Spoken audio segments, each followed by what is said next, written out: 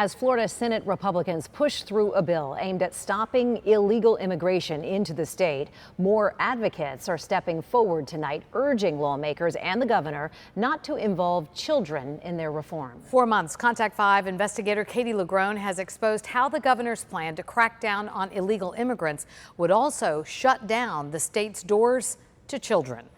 By your vote, show SB 1808 is reported favorably. Congratulations, Senator Bean. Before Republicans in this Senate committee voted Monday to move forward a bill aimed at thwarting illegal immigration into the state, I am the daughter of Nicaraguan immigrants who fled from the terrors of war. members of the public do not prevent shelters from housing unaccompanied minors. took to the podium All children deserve to be loved and safe. in overwhelming opposition to the bill's impact on children. What did these kids ever do to you? Just because these children are immigrants does not make them less valuable. The bill, a governor's political priority attacking what he calls Biden's border crisis, would strengthen current state immigration policies and would prohibit local or state governments from doing business with companies that transport undocumented migrants here. Over the last 12 months, at least 78 federally chartered airplanes have brought illegal aliens into the Jacksonville International Airport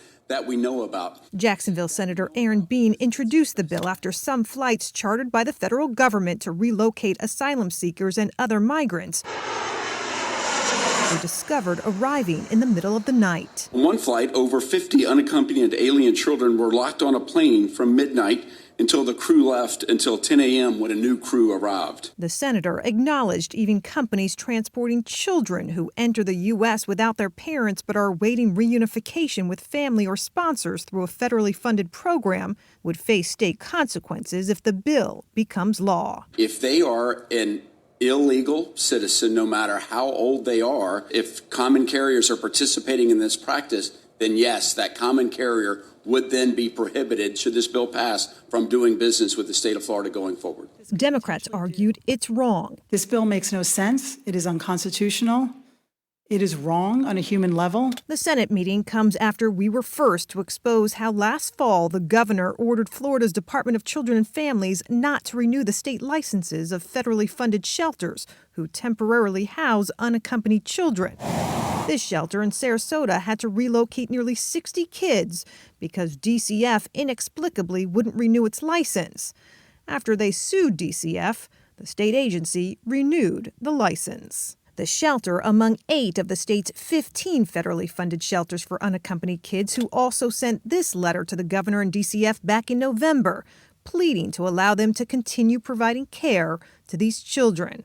The letter we just obtained after DCF wouldn't release it to us until we got our attorneys involved. In recent weeks, we were also first to report on similar letters sent to the governor from the American Academy of Pediatrics and hundreds of faith-based leaders, all urging him not to turn his back on kids. It's just incredible to see our politicians focusing on an attack to children. Isabel Vanette is co-executive director of Florida's Immigrant Coalition. We have to keep fighting. This is not the first time that our communities are under attack.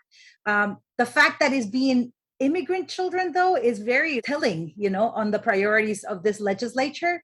This bill will move on to the next phase in the Senate. A similar bill has been introduced in the House. Meantime, shelter providers remain unclear about the future, given there are still so many questions about whether or not the state will relicense them to care for these migrant children. Katie LaGrone, back to you.